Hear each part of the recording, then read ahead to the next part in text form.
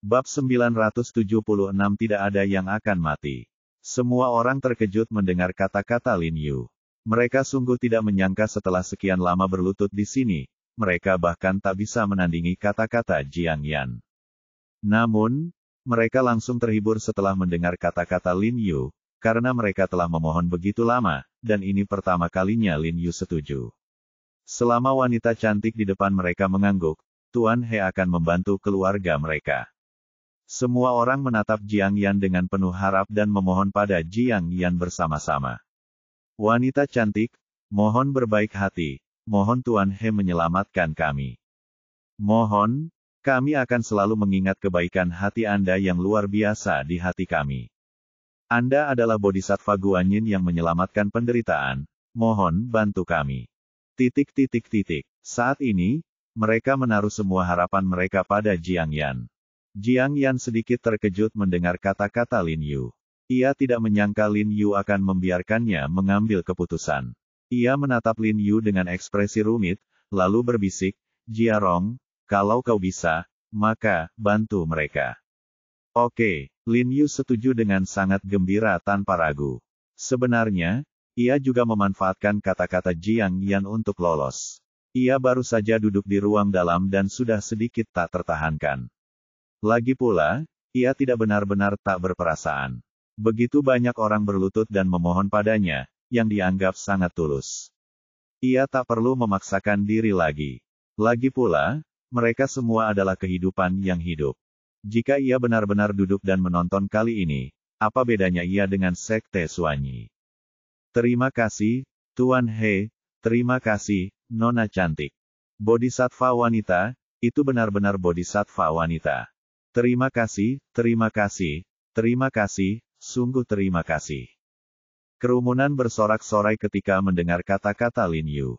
Banyak orang menangis kegirangan. Terlepas dari apakah mereka saling kenal atau tidak, mereka saling berpelukan dan memberi selamat. Keluarga mereka terselamatkan, sungguh terselamatkan. Karena kau begitu tulus, aku akan membantumu kali ini. Li Zhensheng juga mendengus dingin, sengaja membujuk dirinya sendiri. Memang, sekelompok orang ini telah menunjukkan ketulusan yang luar biasa dengan berlutut di sini begitu lama, jadi ini membuat Li Zhensheng merasa jauh lebih baik. Jiang Yan melihat pemandangan semua orang bersorak dan gembira, tersenyum puas, dan menggenggam tangan Lin Yu erat-erat. Dia seorang wanita dan seorang dokter, jadi wajar baginya untuk berhati lembut. Tuan He orang yang baik hati, saya tahu Anda akan setuju. Pada saat ini, si Kun Hao di tanah juga sangat gembira, dan terhuyung-huyung untuk bangun. Saat itu, karena kakinya mati rasa karena berlutut, dia tiba-tiba terhuyung-huyung ketika berdiri dan jatuh ke depan. Untungnya, Li Qianjue di samping sigap dan cekatan, dan bergegas untuk membantunya. Si Kun Hao melirik Li Qianjue, wajahnya sangat gembira, dan buru-buru berkata, "Terima kasih, Tuan Mudali." Sama-sama, Wakil Menteri Si. Karena Jiarong sudah setuju untuk merawat pasien-pasien ini, jangan lupa bantu saya menjelaskan masalah larutan oral. Li Qianjue tersenyum dengan mata menyipit. Jangan khawatir, saya akan. Si Kun Hao mengangguk penuh semangat. Wakil Menteri Si, jangan terlalu cepat senang. Pada saat ini, Lin Yu tiba-tiba berteriak kepada si Kun Hao dengan wajah serius. Anda harus tahu bahwa kondisi pasien-pasien ini kritis, terutama mereka yang mengalami reaksi merugikan yang parah. Saya butuh waktu untuk merawat mereka, jadi jika kita ingin menyelamatkan lebih banyak orang, kita harus membuat pengaturan yang komprehensif. Baiklah, Anda katakan apa yang harus dilakukan, saya akan memberitahu orang-orang untuk melakukannya sekarang. Si Kun Hao buru-buru setuju. Jadi, sekarang Anda hubungi semua rumah sakit besar dan minta mereka untuk menghitung pasien di rumah sakit masing-masing berdasarkan tingkat keparahan reaksi merugikan, dan kirim mereka yang mengalami kondisi sedang dan berat kirim mereka ke. Lin Yu ragu-ragu dan bertanya kepada si Kun Hao, di mana gedung olahraga terbesar yang paling dekat dengan rumah sakit ini. Si Kun Hao tertegun. Jelas, dia tidak menyangka Lin Yu akan menanyakan pertanyaan ini, dan dia tidak bisa menjawab untuk sementara waktu. Aku tahu, ini gimnasium Changxing. Saat itu, Li Qianjue buru-buru berkata, gimnasium ini luas dan terletak di pusat kota. Kalau begitu, segera suruh rumah sakit ini mengirim semua pasien dengan reaksi merugikan sedang atau lebih ke gimnasium Changxing. Lin Yu berkata dengan suara berat, lebih cepat lebih baik. Oke. Si Kun Hao mengangguk berulang kali, memanggil beberapa anak buahnya, memberi mereka perintah, lalu bersama beberapa anak buahnya, mengeluarkan ponselnya dan menelepon berbagai rumah sakit besar. Saya akan menghubungi gimnasium Changxing. Saya kenal penanggung jawabnya, kata Li Qianjue dan bergegas ke samping untuk menelepon. Lin Yu kembali ke klinik dengan cepat, mengambil pena dan kertas, dan dengan cepat menulis resep. Li Zenseng tidak membutuhkan instruksi Lin Yu, dan bergegas ke ruang dalam diam-diam dan mengambil kotak medis Lin Yu yang berisi jarum perak. Setelah keluar, si Kun Hao telah menyelesaikan panggilan dan bertanya dengan tergesa-gesa, Tuan He, semuanya sudah dipesan seperti yang Anda katakan. Pasien dari rumah sakit besar yang memenuhi persyaratan akan dikirim ke gimnasium Changxing. Oke, Lin Yu langsung mengangguk, menyodorkan resep di tangannya ke tangan si Kun Hao, dan berkata dengan suara berat, untuk pasien dengan kondisi yang sedikit lebih ringan, segera perintahkan pihak rumah sakit untuk meramu resep ini dan mendistribusikannya kepada pasien. Kondisi pasien akan segera stabil. Jauh lebih baik daripada menyuntikkan obat barat. Oke. Si Kun Hao mengangguk berulang kali, lalu buru-buru menyerahkan resep di tangannya kepada beberapa orang, menyuruh mereka menelepon, lalu berbalik kepada Lin Yu dan berkata, ayo pergi, aku akan mengantarmu ke gimnasium Changxing. Tidak perlu, kita bisa pergi sendiri. Lin Yu berkata dengan suara berat, cari seseorang untuk membantuku membawakan beberapa kantong jarum akupuntur lagi dan mengirimkannya ke gimnasium Changxing. Sambil berkata demikian, Lin Yu memanggil Li Zenseng, Jiang Yan, dan Li Qianjue untuk masuk ke mobil. Pada saat yang sama, ia tak lupa mengangkat kepala dan berteriak keras kepada semua orang, jika anggota keluarga kalian sakit dan tidak di rumah sakit, tolong kirim mereka ke gimnasium Changxing sesegera mungkin. Lebih cepat lebih baik. Semua orang langsung setuju dengan penuh semangat, memberi jalan bagi Lin Yu dan timnya. Setelah Lin Yu lewat, mereka bubar dengan kecepatan tinggi, entah untuk menjemput pasien mereka sendiri atau pergi ke gimnasium Changxing. Ketika Lin Yu dan timnya tiba di gimnasium Changxing sudah terang benderang. Banyak ambulans datang dan pergi di depan gimnasium. Para dokter dengan cepat membawa pasien dengan tandu ke bawah dan membawa mereka ke lapangan basket di lantai 2. Lin Yu membawa Li Zenseng dan timnya langsung ke lantai 2. Di lapangan basket yang luas di lantai 2, puluhan pasien yang sakit kritis terbaring. Beberapa pucat dan kelelahan, yang lain dipenuhi ruam, kulit mereka merah seperti terbakar. Beberapa hampir tidak bernapas, mata mereka cekung, wajah mereka dipenuhi bintik-bintik hitam. Kondisi mereka sangat bervariasi, membuat siapapun yang melihat mereka merasa tidak nyaman. Jia Rong, Dou Zongyong dan Hao Ningyuan, yang berada di antara para pasien, bergegas menghampiri Lin Yu. Melihat Lin Yu, wajah mereka menunjukkan sedikit kegembiraan. Aku tak percaya kau akhirnya setuju untuk merawat mereka. Kau pasti berjuang keras, ya. Itu berat untukmu, kata Hao Ningyuan sambil menepuk bahu Lin Yu dan mendesah. Jia Rong, apa maksudmu dengan menyuruh rumah sakit mengirim semua pasien ke sini? Dou Zongyong bertanya pada Lin Yu dengan rasa ingin tahu. Apa kau berencana merawat mereka semua? Tentu saja, kalau tidak, kenapa kau repot-repot begini? Lin Yu mengangguk percaya diri sambil mengambil kotak jarumnya. Tapi ini mustahil. Wajah Dou Zongyong berubah ketika mendengar ini, dan ia berkata dengan cemas, aku tahu kau ahli dalam akupuntur, seperti air yang mengalir, tetapi setiap akupuntur membutuhkan waktu setidaknya 20 menit hingga setengah jam. Kau tak bisa menyelamatkan begitu banyak orang bahkan jika kau mati kelelahan sendirian. Ya, Jia Rong, lagi pula, kondisi pasien-pasien ini berbeda, jadi seharusnya ada beberapa perbedaan saat akupuntur dilakukan, kan? Hao Ningyuan bertanya dengan bingung, lagi pula, tahukah kamu berapa banyak pasien yang memenuhi persyaratanmu telah dikirim ke sini? Dou Zongyong langsung mengacungkan 4 jari ke arah Lin Yu dan berkata dengan cemas, setidaknya ada lebih dari 40 pasien. Jiarong, bagaimana kamu menyelamatkan mereka? Lin Yu mengangguk ketika mendengar ini, dan berkata dengan tenang, kurang dari yang kukira, itu tidak masalah. Aku berjanji tidak akan ada pasien yang meninggal hari ini. Bab 977, Hati yang Polos. Saat mengatakan ini, wajahnya tenang, penuh kebanggaan, seolah-olah ia sangat percaya diri dengan kemampuan medisnya. Mendengar kata-kata Lin Yu, ekspresi Dou Zongyong dan Hao Ningyuan berubah, dan mereka saling memandang dengan tak percaya.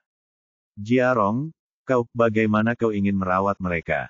Tanya Dou Zongyong bingung. Sekalipun kau punya cukup energi dan kekuatan fisik, pasien-pasien ini takkan sanggup bertahan. Jangan khawatir, aku akan membuat mereka bertahan. Lin Yu menyipitkan mata dan berkata dengan percaya diri. Kemudian ia menoleh ke Si Kun Hao yang baru saja berlari dan bertanya, Wakil Menteri Si, di mana jarum perak yang kubutuhkan? Segera, jawab Si Kun Hao cepat, lalu mengeluarkan ponselnya dan mendesak lagi. Tak lama kemudian, dua pria berseragam putih bergegas menghampiri, masing-masing memegang sekantong besar kantong jarum baru. Mereka buru-buru menyerahkannya dan terkesiap. Wakil Menteri Si, kantong jarum yang kau minta.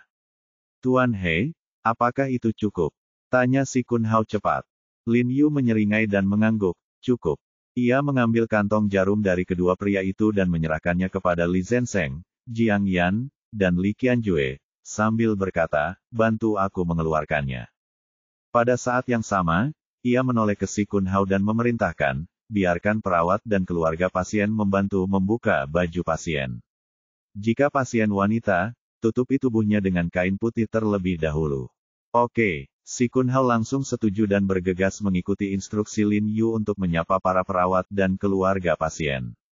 Melihat Si Kun Hao menuruti kata-kata Lin Yu dengan baik, Hao Ningyuan mengangkat alisnya dengan curiga dan tersenyum pada Lin Yu dengan tatapan bertanya. Ia tampak sedikit bingung mengapa Si Kun Hao berubah begitu cepat. Akan kukatakan nanti. Lin Yu tersenyum padanya, tanpa repot-repot menjelaskan. Kemudian, dengan ekspresi tegas, ia mengambil beberapa kantong jarum yang telah dibuka Li Zhensheng dan yang lainnya, dan segera berjalan menuju pasien di lapangan. Dia mengeluarkan 4 jarum perak dari kantong jarum, 1 panjang dan 3 pendek, dan menusukkannya ke 4 titik akupuntur di dada pasien. Setelah menusuk 1 pasien, Lin Yu segera berjalan ke pasien berikutnya, mengambil 4 jarum perak, dan menusukkannya ke dada pasien lagi. Dan begitu seterusnya. Dalam waktu setengah jam, Lin Yu dengan mudah menusuk semua pasien di lapangan. Pada saat ini, mata Dou Zongyong tiba-tiba melebar. Dia terkejut menemukan bahwa semua pasien yang telah ditusuk oleh jarum Lin Yu dengan cepat membaik. Mereka yang tadinya bernapas cepat sekarang bernapas lebih teratur. Mereka yang menderita ruam segera menghilang. Wajah pucat mereka juga jauh lebih rileks. Apakah ini akupuntur Dharma? Dou Zongyong merenung sejenak, lalu berseru kaget. Lin Yu telah memberitahunya tentang metode akupuntur Dharma ini sebelumnya, jadi dia bisa mengenalinya sekarang. Tidak buruk. Lin Yu tersenyum dan mengangguk. Ini memang metode akupuntur Dharma, tetapi merupakan versi sederhana dari jarum pertama dalam metode akupuntur Dharma, Ding Long Tou. Meskipun hanya ada 4 jarum, efeknya cukup memadai. Kondisi pasien-pasien ini akan stabil untuk sementara, tetapi mereka semua harus disembuhkan dalam waktu 24 jam. Jika tidak, setelah 24 jam, gejala mereka akan tiba-tiba memburuk, dan kematian mendadak sangat mungkin terjadi. Jadi Lin Yu harus menyembuhkan semua pasien ini dalam waktu 24 jam. Kemudian Lin Yu tidak menunda lagi.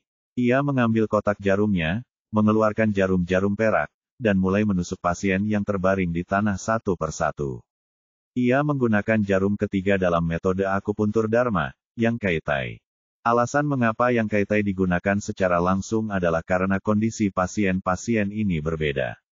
Jika api gunung yang membara atau hati yang mendinginkan digunakan, akan terlalu memakan waktu untuk mengobati mereka sesuai dengan kondisi mereka.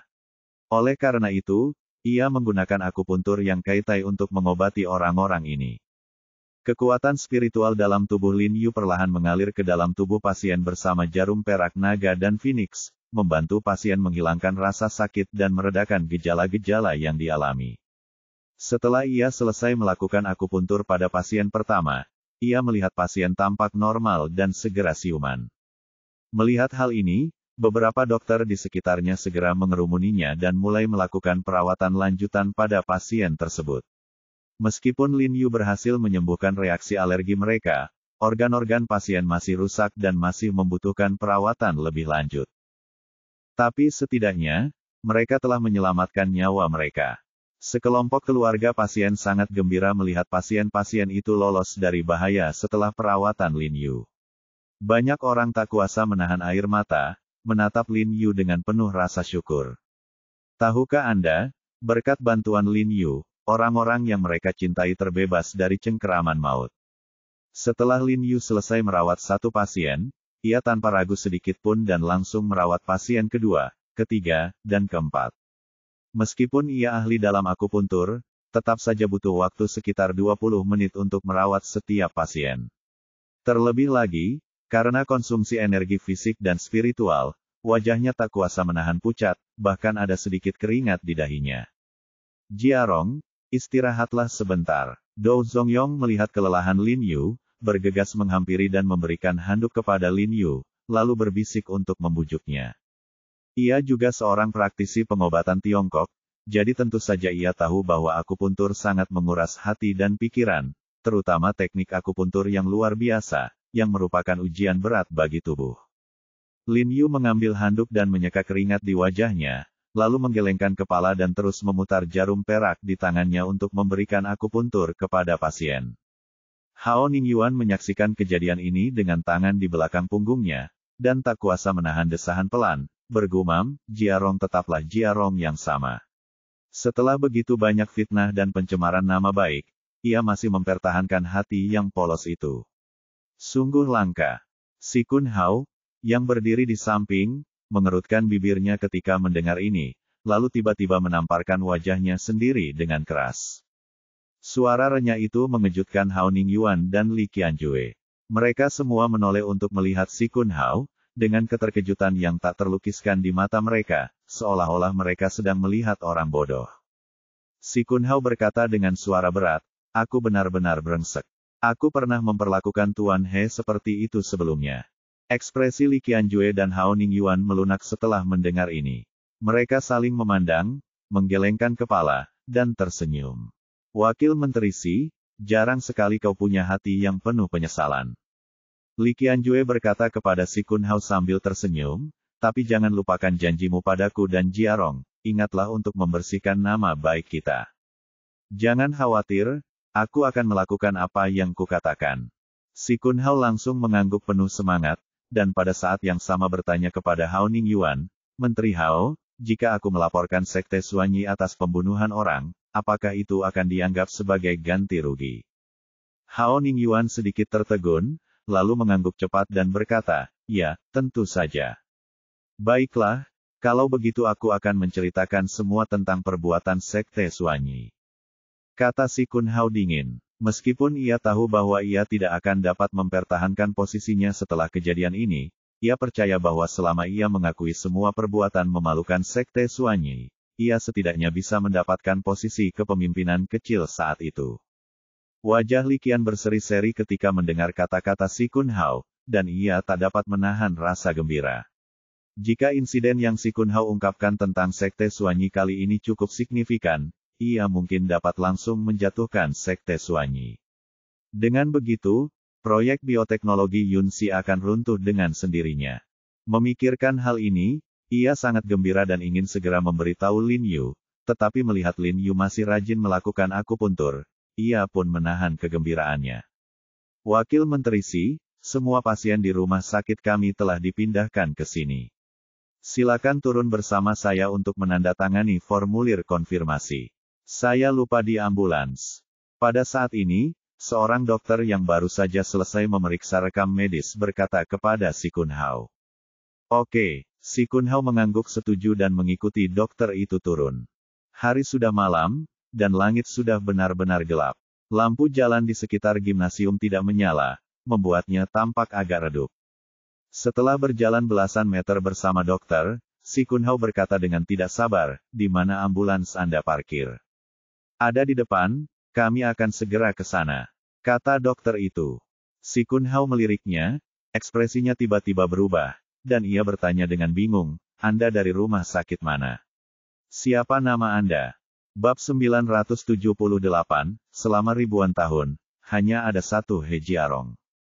Meskipun si Kunhao dikenal karena taktiknya yang licik, ia memang sangat cakap. Ia mengenal semua pimpinan rumah sakit dan dokter-dokter ternama, sehingga ketika melihat dokter berbaju putih itu, ia sama sekali tidak terkesan. Dokter itu tersenyum tenang dan berkata, "Oh, saya dokter magang penyakit dalam di rumah sakit Chongwu. Wajar jika Anda tidak mengenali saya." Sambil berbicara, tangannya diam-diam meraih pinggangnya di balik jas putihnya. Gerakannya halus, tetapi si Kunhao melihatnya. Ekspresinya berubah, dan tanpa sepatah kata pun, ia tiba-tiba melancarkan tendangan keras ke arah dokter berbaju putih itu. Setelah membuatnya terlempar, ia berbalik dan berlari. Sementara itu, di gimnasium, seiring berjalannya waktu, semakin banyak pasien yang dirawat oleh Lin Yu. Sebagian besar dari mereka telah sadar kembali dan segera dibawa kembali ke rumah sakit untuk perawatan lanjutan. Saat keluarga pasien-pasien ini meninggalkan gimnasium, mata mereka merah dan bengkak, mereka mengucapkan terima kasih yang sebesar-besarnya kepada Jiang Yan. Mereka tahu bahwa jika Jiang Yan tidak mengangguk, Lin Yu tidak akan pernah merawat pasien mereka. Setelah berterima kasih kepada Jiang Yan, mereka segera berbalik dan membungkuk atau berlutut ke arah Lin Yu untuk mengungkapkan rasa terima kasih mereka. Karena tidak nyaman mengganggu Lin Yu saat ini, mereka mengungkapkan rasa terima kasih mereka dengan cara ini. "Saya pikir setelah kejadian ini, status Jiarong di bidang pengobatan tradisional Tiongkok telah meningkat ke tingkat yang baru. Para orang bijak dan berbudi luhur di zaman kuno pasti memiliki kemurahan hati seperti ini." Sepertinya Jiarong tanpa disadari telah mencapai tingkat mereka. Selama ribuan tahun, orang bijak dan berbudi luhur seperti itu tidak pernah muncul lagi. Dou Zongyong menatap Lin Yu dengan haru, lalu menoleh ke Hao Ningyuan di sampingnya dan berkata, "Sejujurnya, saya rasa saya tidak memiliki kemurahan hati seperti Jiarong. Jika saya dijebak seperti ini, saya pasti tidak akan membantu. Jadi, selama ribuan tahun, hanya ada satu He Jiarong," kata Hao Ningyuan dengan senyum di matanya, menatap Lin Yu dan mengangguk dengan penuh keyakinan. Rata-rata, dibutuhkan 20 menit untuk merawat setiap pasien, dan dengan lebih dari 40 pasien, totalnya membutuhkan lebih dari 10 jam. Di akhir perawatan, tenaga Lin Yu jelas terkuras, tetapi ia masih menggertakkan gigi dan terus memberikan akupuntur kepada pasien yang tersisa. Untungnya, setelah mengonsumsi racun bunga eksotis tersebut, energi spiritualnya sangat melimpah, sehingga ia mampu bertahan. Dari kejauhan, Jiang Yan mengepalkan tangannya erat-erat di dada, menatap Lin Yu di gimnasium dengan penuh kesedihan. Ia tidak tidur semalaman, dan ia sama sekali tidak merasa mengantuk. Awalnya, Hao Ningyuan mendesaknya untuk tidur di lantai sebentar, tetapi Jiang Yan dengan tegas menggelengkan kepalanya. Menatap Lin Yu, ia berkata dengan tegas, "Aku yang membawanya ke sini. Bagaimana mungkin aku membiarkannya bertarung sendirian?" Ketika jarum perak Lin Yu hampir habis, ia bersikeras untuk mengantarkannya sendiri, hanya untuk memiliki kesempatan singkat untuk menyeka keringat di pipinya. Xinji, yang datang bersamanya, sudah tertidur di lantai di dekatnya. Saat Lin Yu selesai merawat pasien terakhir, hari sudah fajar. Matahari pagi bersinar melalui jendela kaca yang tinggi, menyinari Lin Yu dan wajahnya yang pucat. "Tuan He, terima kasih banyak, terima kasih banyak. Kami takkan pernah bisa membalas kebaikan Anda." Keluarga pasien segera berlari untuk berterima kasih kepada Lin Yu dengan air mata berlinang. Beberapa dokter dan perawat yang tersisa juga bergegas dan membawa pasien terakhir pergi. Gimnasium, yang tadinya ramai sepanjang malam, kini sunyi senyap. Lin Yu kembali menatap lapangan basket, yang tadi malam penuh dengan pasien tetapi kini kosong. Senyum lega tersungging di wajahnya, dan rasa bangga yang luar biasa membuncah di hatinya. Kemudian kakinya lemas, tubuhnya miring, dan ia jatuh ke tanah dengan suara gedebuk. Jiarong, Tuan, Hao Ningyuan, Dou Zongyong, Jiang Yan, Li Qianjue, Li Zenseng, dan yang lainnya melihat pemandangan ini dengan wajah pucat dan bergegas menghampiri. Jiarong, ada apa denganmu, Jiarong? Jiang Yan duduk di tanah dan memeluk Lin Yu. Ia memegang wajah pucat Lin Yu dengan tangannya yang putih dan lembut, lalu bertanya dengan panik. Aku baik-baik saja, Kak Yan. Bibir Lin Yu melengkung membentuk senyum, tetapi matanya tetap terpejam. Ia menggenggam tangan Jiang Yan yang hangat dengan lembut dan berkata, tiba-tiba aku ingin sekali makan Seng Jianbao buatan Fuji. Mata Jiang Yan langsung memerah mendengar kata-kata Lin Yu. Seng Jianbao buatan Fuji yang dimaksud Lin Yu adalah tempat Seng Jianbao di dekat rumah lama mereka di Qinghai. Dulu, ketika Jiang Yan dan Lin Yu bangun pagi-pagi dan Li Sukin belum sempat membuat sarapan, mereka akan menyantap Seng Jianbao buatan Fuji. Seng Jianbao itu sudah menjadi bagian dari kenangan mereka. Setelah tiba di Sangjing, Lin Yu sering mengenang pengalaman itu, berharap bisa kembali dan menikmati Seng Jianbao lagi suatu hari nanti. Lin Yu pernah menggoda Jiang Yan, mengatakan bahwa Seng Jian itu enak bukan karena rasanya yang lezat, tetapi karena orang yang dicintainya sedang duduk di hadapannya. Seng Jian, baiklah, aku akan segera mengirim seseorang untuk membelinya. Aku akan segera mengirim seseorang untuk membelinya. Hao Ningyuan sama sekali tidak menyangka Lin Yu hanya mengenang masa lalu. Ia berasumsi Lin Yu benar-benar menginginkan Seng Jian dan segera memanggil anak buahnya, memerintahkan mereka untuk pergi membelinya. Jiarong, kau benar-benar memperluas wawasanku kali ini. Kali ini, ekspresi Dou Zongyong berubah serius. Ia membungkuk hormat kepada Lin Yu dan berkata dengan lantang, kau memang panutan pengobatan Tiongkok di Yanxia. Terimalah rasa hormatku. Ia tidak hanya berbicara tentang keterampilan medis, tetapi juga integritas. Lin Yu membuka matanya sedikit. Saat ini, ia tidak memiliki kekuatan untuk berdiri dan membantunya. Ia hanya bisa tersenyum tak berdaya dan melambaikan tangan padanya. Jiarong, setelah mengalami kejadian ini, mereka yang menjebakmu akan malu. Hao Ningyuan menegakkan tubuhnya dan berkata dengan bangga, sebenarnya, mata orang-orang di seluruh negeri ini tajam. Semua orang hanya terhanyut oleh ritme keluarga pasien yang memutarbalikkan fakta. Lagi pula, masih banyak orang di negeri ini yang tidak mengenalmu, jadi mau tidak mau mereka akan skeptis. Apa yang dikatakannya memang benar. Meskipun Lin Yu sempat mendapatkan ketenaran di negeri ini setelah mengalahkan dokter suci Korea terakhir kali, popularitasnya telah berlalu, dan kebanyakan orang hanya tahu namanya tetapi tidak tahu kepribadiannya. Mereka tidak mengenal Lin Yu. Di bawah ritme tersebut, wajar saja jika ada kesalahpahaman tentang Lin Yu. Ya, kurasa setelah kejadian ini, kita tidak perlu berinisiatif membela atau mengklarifikasi apapun. Tuduhan dan fitnah palsu terhadap kita hanya akan merugikan diri sendiri. Li Qianjue juga berkata dengan penuh semangat.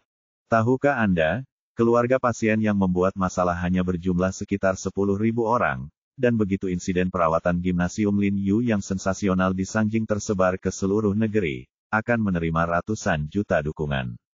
Pada saat itu, semua fitnah dan tuduhan palsu tentu akan merugikan diri sendiri.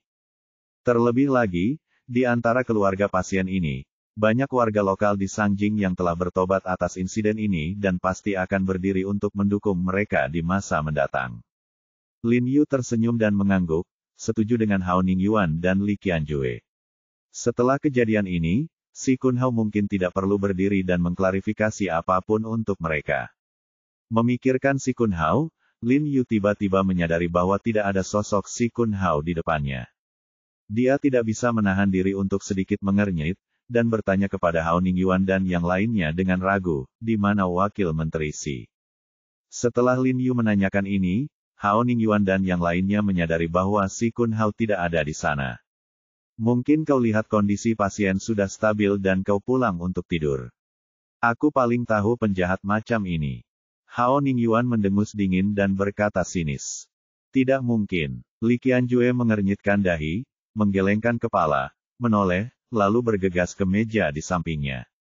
Ia segera meraih ponsel dan berkata cepat, bukankah ponsel wakil menteri Si masih ada di sini? Ia telah melihat Si Kun Hao menelepon beberapa kali hari ini, jadi ia mengenali ponsel ini. Aku ingat seorang dokter memintanya turun untuk menandatangani surat konfirmasi, kan? Do Zongyong juga teringat saat itu, teringat kejadian malam itu. Ya, aku juga ingat. Dia dipanggil turun oleh dokter. Li Qianyi mengangguk cepat. Ia melirik ponsel di tangannya, wajahnya tiba-tiba berubah, dan ia berkata dengan panik, setelah dia turun, sepertinya dia tidak pernah kembali. Bab 979, Kesombongan tak terbatas halaman setengah. Secercah kepanikan melintas di wajah Li Qianjue.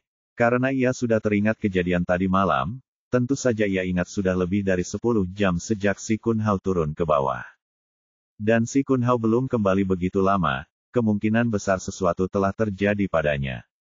Mungkinkah ini kecelakaan? Li Zenseng memiliki pemikiran yang sama dengan Li Qianjue, mengerutkan kening dan bertanya dengan bingung.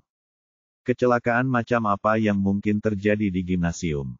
Hao Ningyuan menggelengkan kepalanya dan berkata dengan acuh tak acuh, mungkin dia pergi ke kamar di lantai bawah untuk tidur dan meninggalkan ponselnya di sini. Pada titik ini, alisnya sedikit berkerut. Ia juga merasa agak tidak percaya. Di masyarakat modern di mana orang-orang tidak bisa berjalan tanpa ponsel, Si Kun Hao benar-benar meninggalkan ponselnya dan tidur di lantai bawah. Ayo kita turun dan cari dia. Aku hanya perlu bertanya kepadanya tentang suntikan obat Cina ini. Lagi pula, dia yang merekomendasikannya, jadi seharusnya dia yang paling tahu tentang itu. Kata Lin Yu sambil bergerak untuk berdiri. Melihat ini, Jiang Yan segera membantunya berdiri. Oke, ayo turun dan cari dia. Hao Ningyuan mengangguk dan berkata, baru tadi malam dia bilang akan menebus dosanya dan mengakui semua tindakan tidak pantas yang berkaitan dengan sekte Suanyi. Setelah itu, mereka semua turun bersama. Li Zenseng ingin naik untuk membantu Lin Yu, tetapi Lin Yu dengan marah mendorongnya. Saudara Li ini sungguh tidak berperasaan. Istrinya ada di sini, apa dia perlu pamer? Kemudian Lin Yu mendekap Jiang Yan dengan nyaman, hampir jatuh menimpanya, merasakan kehangatan tubuhnya, merasa sangat puas. Jiang Yan, pada gilirannya, diremas oleh Lin Yu, wajahnya memerah dan langkahnya terhuyung. Mengetahui bahwa Lin Yu melakukannya dengan sengaja, tanpa sadar ia ingin mencubit pinggang Lin Yu lagi, tetapi begitu jarinya menyentuh pinggang Lin Yu, ia menariknya kembali, tak mampu memaksa dirinya untuk melakukannya. Ngomong-ngomong, Shinji masih di atas. Jiang Yan tiba-tiba teringat bahwa Shinji masih tidur di atas. Ia berkata dengan sedikit khawatir dan berpura-pura kembali. Tidak apa-apa, masih banyak staf di lantai atas. Lin Yu meraih tangannya, memberi isyarat agar ia tidak khawatir. Setelah sampai di lantai bawah, Hao Ningyuan bertanya kepada beberapa staf, tetapi tidak ada yang melihat Hao Ningyuan. Setelah menggeledah setiap ruangan, tidak ada tanda-tanda Hao Ningyuan. Aneh, apa dia benar-benar sudah pulang? Gumam Hao Ningyuan terkejut, ia sendiri merasa itu tidak masuk akal. Lin Yu tidak berkata apa-apa dan berjalan cepat keluar pintu. Kemudian ia melihat sekeliling dan berjalan ke kanan, matanya mengamati sekeliling sambil berjalan. Meskipun ia bukan petugas patroli atau tentara, ia telah dipengaruhi oleh Han Bing dan yang lainnya begitu lama di kantor urusan militer dan telah mempelajari beberapa metode dan teknik untuk menangani kasus. Jadi ia ingin menemukan beberapa petunjuk dari lingkungan yang tidak biasa itu. Setelah berjalan belasan langkah, alisnya tiba-tiba berkerut, lalu ia bergegas maju untuk memeriksa semak holi di pinggir jalan. Ia melihat setetes darah kering di salah satu daunnya. Lin Yu langsung menilai dari tingkat pengeringan darah tersebut bahwa setetes darah ini seharusnya telah menetes selama lebih dari 10 jam. Tidak bagus. Wajah Lin Yu tiba-tiba menjadi gelap, dan ia berkata dengan suara dingin, wakil menteri Si kemungkinan besar dalam bahaya. Hao Ningyuan dan yang lainnya mendengar kata-kata Lin Yu dan segera berjalan cepat. Pada saat ini, Lin Yu telah mematahkan seluruh cabang holi, dan melihat juga beberapa tetes darah kering di rumput di bawah holi. Melihat ini, wajah Hao Ningyuan dan yang lainnya tiba-tiba berubah, dan mereka sepertinya menyadari ada sesuatu yang salah. Tanpa sepatah kata pun, Li Zenseng langsung melompat ke Dongqing, mencari ke kiri dan ke kanan, lalu menggelengkan kepala ke arah Lin Yu, jelas tidak menemukan apapun. Cepat, panggil semua staf di lantai atas. Hao Ningyuan berteriak panik kepada seorang bawahan di kejauhan, segera perintahkan semua orang untuk turun dan mencari keberadaan wakil menteri Si, cepat. Bawahan itu tidak berani mengabaikan kata-katanya, mengangguk, lalu segera berlari ke gimnasium dan memanggil sebagian besar staf di gimnasium. Kemudian semua orang mulai mencari jejak Si Kun Hao di sekitar. Meskipun dia tidak tahu kecelakaan apa yang telah dialaminya, bagi Hao Ningyuan, yang bisa dia lakukan sekarang hanyalah meminta orang-orang mencari Si Kun Hao di sekitar.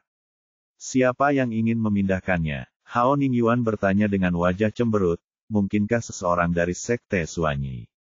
Kecuali Sekte Suanyi, aku tidak bisa memikirkan orang lain, kan?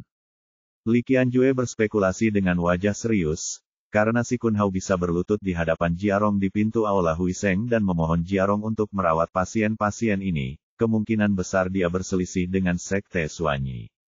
Dan untuk mencegahnya mengungkap lebih banyak rahasia, wajar saja jika Sekte Suanyi membunuhnya.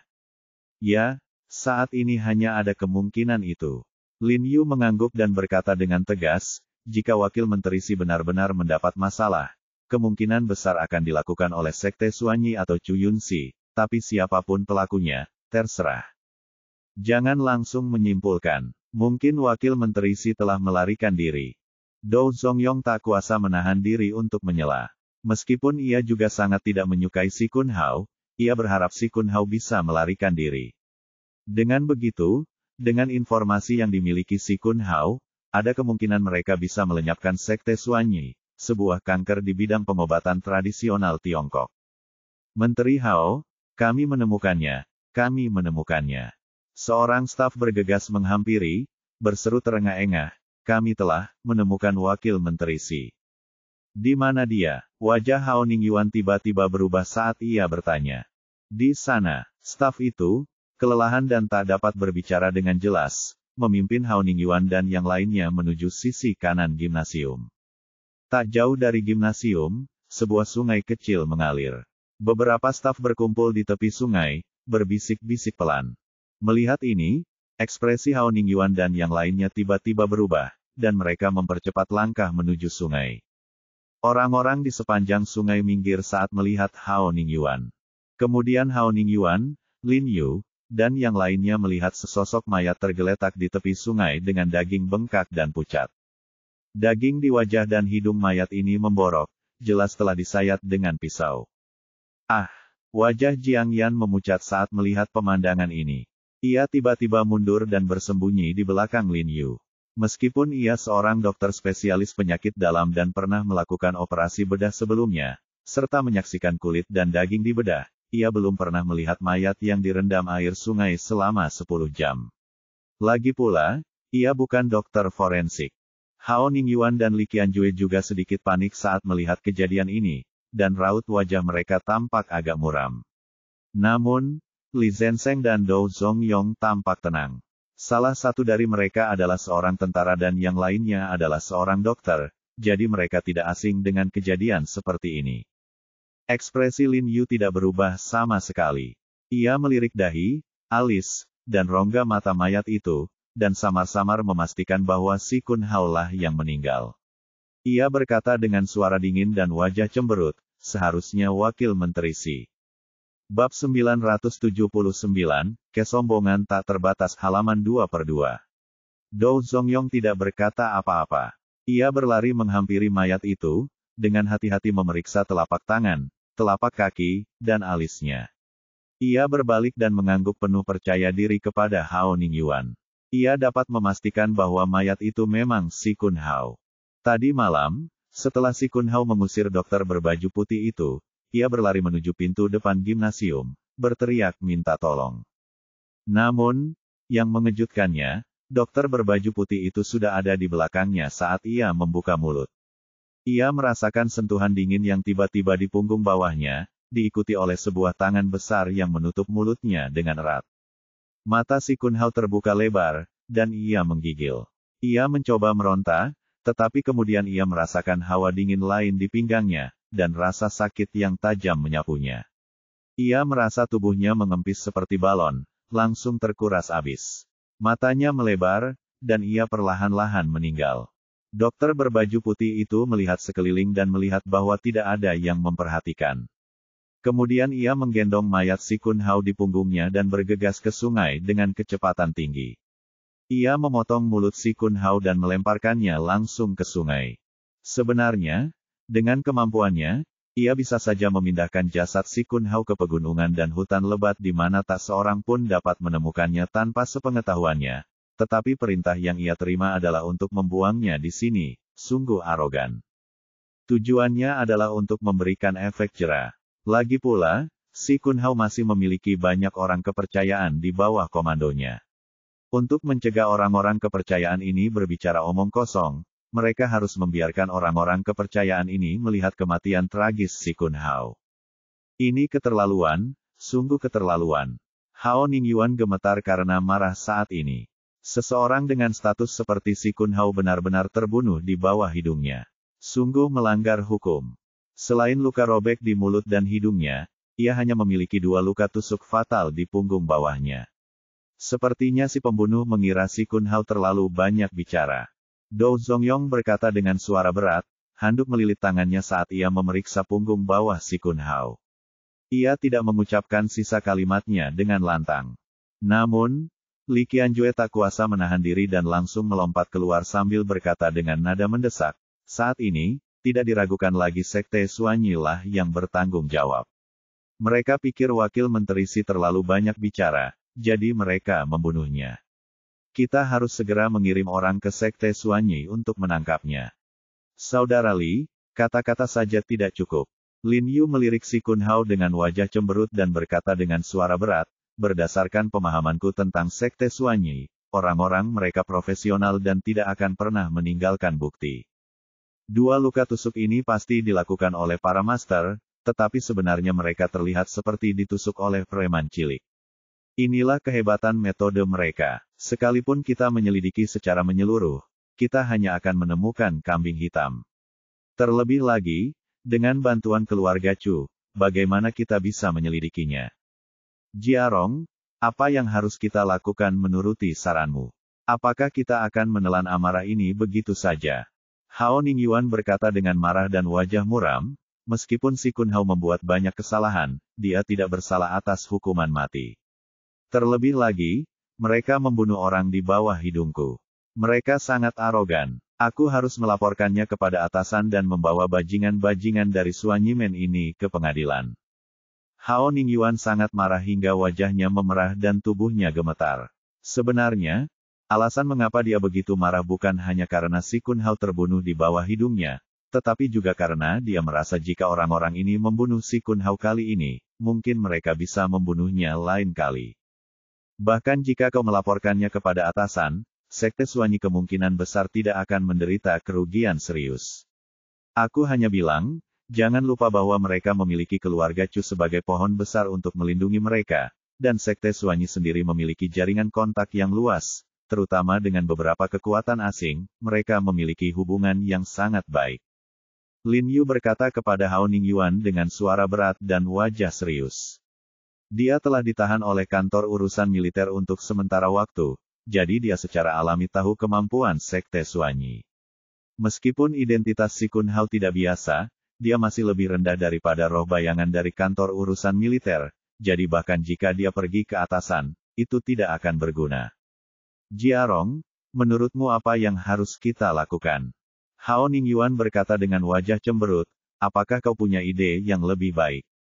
Cara saya adalah segera merilis berita, mengklaim bahwa si Kun Hao meninggal di tangan keluarga pasien, mengatakan bahwa keluarga pasien ini kehilangan nyawa mereka karena suntikan obat tradisional Tiongkok, sehingga mereka menyimpan dendam dan datang untuk membalas dendam kepada si Kun Hao, dengan jahat menikam si Kun Hao hingga tewas.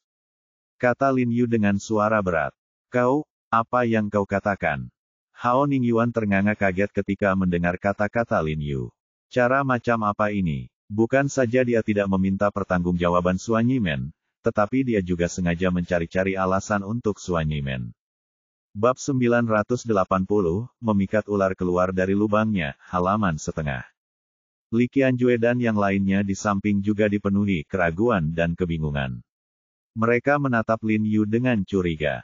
Jiarong, bagaimana menurutmu? Li Qianjue mengerutkan kening dan bertanya kepada Lin Yu, jika memang seperti yang kau katakan, maka kita berinisiatif untuk menghilangkan kecurigaan Sekte Suanyi. Benar, Tuan, begitu berita ini dirilis, tidak bisa ditarik kembali. Li Zenseng juga berkata dengan cemas. Begitu mereka menyebarkan berita bahwa masalah ini tidak ada hubungannya dengan Sekte Suanyi, tidak akan mudah untuk menyeretnya ke Sekte Suanyi saat itu. Aku melakukan ini untuk mundur agar bisa maju, kata Lin Yu dengan mata menyipit. Hao Ningyuan dan yang lainnya bingung dan saling memandang. Hao Ningyuan bertanya dengan bingung, Jiarong, apa maksudmu? Paman Hao, tahukah kau mengapa aku membunuh Rong Huan? Lin Yu tidak menjawab Hao Ningyuan, tetapi berbalik untuk bertanya kepadanya. Aku pernah mendengar tentang ini. Itu karena dia membunuh saudaramu. Hao Ningyuan buru-buru berkata, lagi pula, kau juga ingin mencari keadilan bagi begitu banyak orang di negara ini yang telah dibunuh olehnya. Benar, Lin Yu mengangguk dan berkata dengan sungguh-sungguh, kalau begitu katakan padaku, karena aku sudah punya buktinya, kenapa tidak kulaporkan saja ke atasan? Dengan bantuan kekuatan di atas untuk menyingkirkannya, keadilan tidak hanya akan ditegakkan, tapi aku juga tidak perlu mendekam di kantor urusan militer selama 2 atau 3 bulan. Ini, aku tidak tahu. Hao Ningyuan sedikit terkejut, lalu menggelengkan kepalanya. Ia tidak yakin akan hal ini. Karena para atasan punya kesulitannya masing-masing. Setelah mereka tahu, mereka tidak hanya tidak akan membantuku, mereka juga akan menghentikanku. Lin Yu menyipitkan matanya dan berkata dengan suara berat, kalau tidak, bagaimana mungkin aku bisa dikurung begitu lama? Hao Ningyuan membuka mulutnya, dan untuk sesaat ia tidak tahu harus berkata apa. Kali ini sama saja, jika kita memberitahu para petinggi, mereka pasti tidak akan menyentuh Sekte Suanyi karena kekuatan dari semua sisi, setidaknya mereka tidak akan menyentuh Rong Hesu. Lin Yu menyipitkan mata, tapi kita tidak bisa menyalahkan para petinggi. Lagi pula, mereka lebih mementingkan kepentingan kita daripada kita. Jadi, ada beberapa hal yang hanya bisa kita lakukan sendiri, dan ada keadilan yang hanya bisa kita perjuangkan sendiri. Hao Ningyuan tampak sedikit terkejut, jelas tidak begitu mengerti apa yang dikatakan Lin Yu, dan bertanya dengan bingung, kita memperjuangkannya sendiri. Bagaimana? Sangat mudah, bunuh Rong Hesu seperti kita membunuh Rong Huan. Lin Yu berkata dengan tenang, tanpa sedikit pun ekspresi aneh. Apa? Wajah Hao Ningyuan berubah drastis, dan dia berseru kaget, maksudmu, kita sendiri yang membunuh Rong Hesu. Ya, Lin Yu mengangguk dan berkata dengan nada biasa, ini kita sendiri yang memperjuangkan keadilan.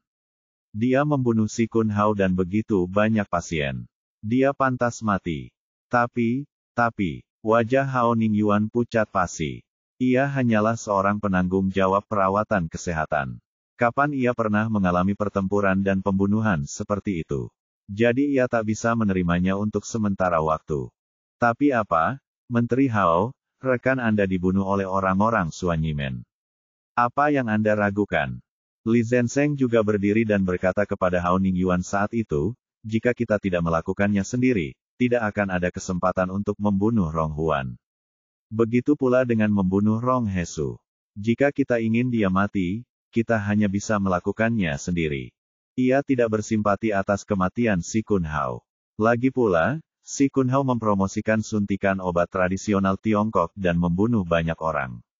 Kematiannya bukanlah sesuatu yang disayangkan.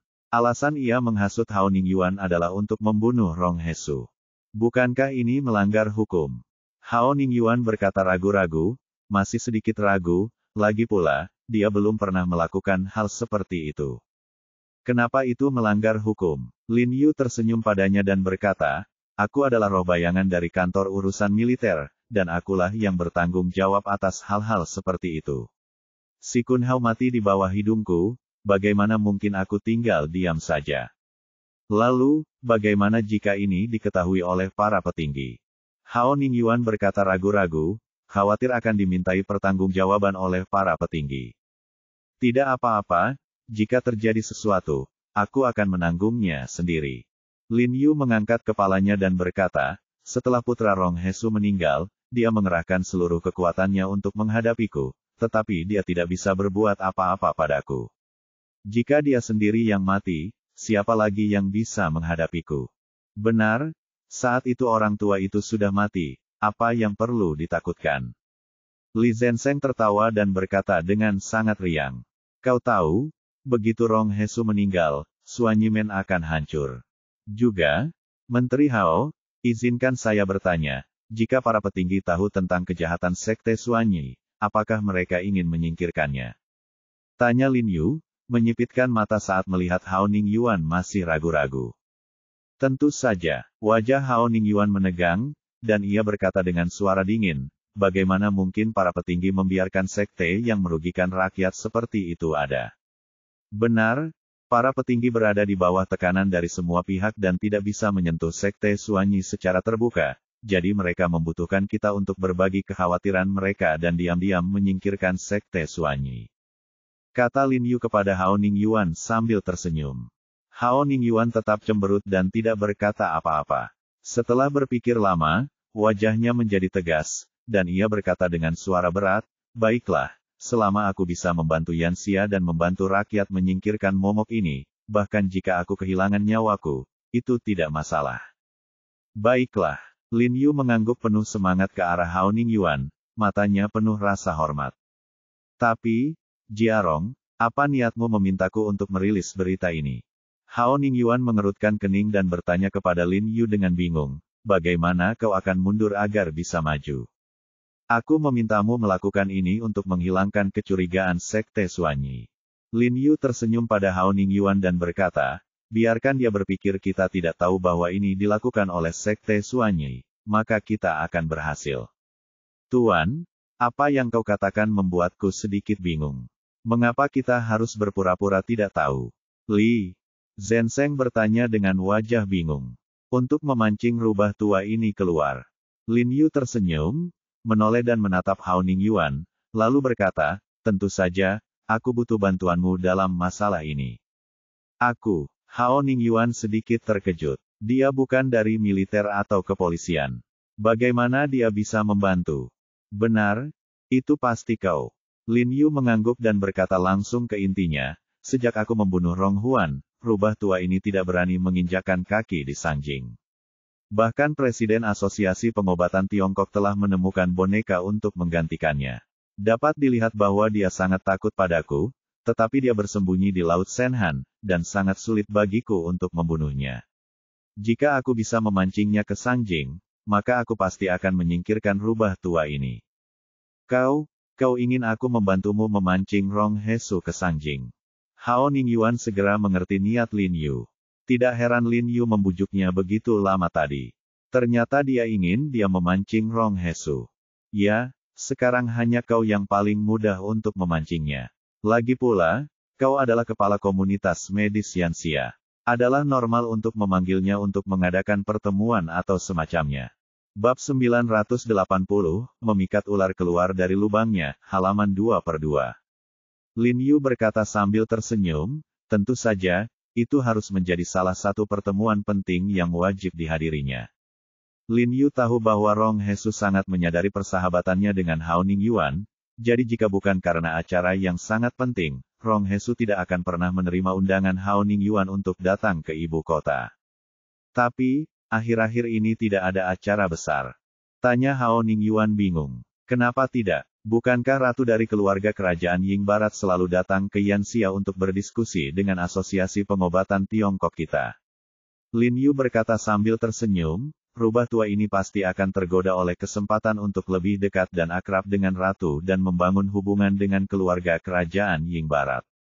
Sebenarnya, Ratu Ying Barat telah berencana untuk datang ke Yanxia untuk berdiskusi dengan para praktisi pengobatan Tiongkok Yanxia tahun lalu. Tetapi karena banyaknya urusan, beliau menundanya hingga tahun ini.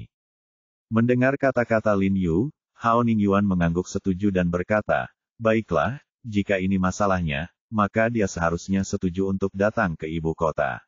Aku juga berencana mengundang praktisi pengobatan Tiongkok ternama dari seluruh negeri untuk berdiskusi dengan Ratu, tetapi aku belum pernah mempertimbangkan untuk mengundang Sekte Suanyi sebelumnya. Kalau begitu beri mereka kesempatan kali ini, kata Lin Yu sambil tersenyum. Apa yang harus kulakukan setelah membawanya ke sini? Hao Ningyuan kemudian bertanya dengan cemberut. Setelah membawanya ke Sangjing, kau tidak perlu melakukan apapun. Kau bisa mengatur rencana perjalanan ratu sesukamu. Sisanya, serahkan padaku. Wajah Lin Yu tenang, penuh percaya diri, dengan senyum puas di sudut mulutnya. Sangjing adalah wilayahnya. Selama rubah tua Rong Hesu datang, jangan pernah berpikir untuk pergi. Sudah sepantasnya menjadi pendamping putranya. Sebuah keluarga seharusnya bersama dan mati di tempat yang sama. Setelah menjelaskan masalahnya, Lin Yu menelepon Cheng Ken dan memintanya untuk datang dan mengurus jenazah si Kun Hao. Pada saat yang sama, ia memberitahu Cheng Ken apa yang telah ia katakan kepada Hao Ningyuan bahwa keluarga pasien adalah pembunuhnya, dan memintanya untuk menutup kasus ini dengan hasil ini. Cheng Ken langsung setuju dan segera membawa orang-orang ke sana. Setelah penyelidikan, ia memberitahu semua orang tentang hasil penyelidikan, yang pada dasarnya merupakan pengulangan kata-kata Lin Yu. Karena mereka mendengar kesimpulan polisi dengan telinga mereka sendiri, staf markas besar kesehatan pun mempercayainya. Sore itu, berita itu sampai ke telinga Rong Hesu. Rong Hesu tak kuasa menahan tawa ketika mendengar berita itu, dan berkata dengan nada sinis, "Orang-orang bodoh, tapi lebih baik begini, aku jadi terhindar dari banyak masalah." Sekarang si Kun Hao sudah meninggal, ia merasa tidak perlu khawatir. Mengenai masalah suntikan obat Tiongkok, ia akan meminta Chu Yunxi untuk membantu menekannya dan membayar sejumlah uang, dan semuanya akan berakhir. Lagi pula, di matanya, siapa di dunia ini yang tidak mencintai uang? Tapi yang tidak ia ketahui adalah bahwa rencana untuk memancing ular keluar dari lubangnya di sekelilingnya telah diam-diam terungkap. Setelah Lin Yu pulang dari sasana kebugaran, ia tidur seharian penuh sebelum akhirnya pulih. Harus diakui, malam itu ia benar-benar menguras tenaga. Pagi-pagi sekali, Li Zenseng juga meneleponnya dan mengatakan bahwa izin praktik dan izin usaha telah diperoleh, serta menanyakan apakah klinik tersebut harus tetap buka. Lin Yu pun ragu-ragu, dan tampak ragu-ragu untuk beberapa saat. Saat itu, Li Zenseng di ujung telepon tiba-tiba berkata, "Oh, Komandan Han, angin membawamu ke sini." Hei, kenapa kau merebut ponselku? Halo, Jiarong. Suara Han Bing tiba-tiba terdengar dari ujung telepon. Komandan Han, kebetulan sekali. Lin Yu tersenyum, apakah kau akan pergi ke klinik untuk mencariku? Aku menemukan orang dari pertapaan yang kau minta, kata Han Bing dingin di ujung telepon.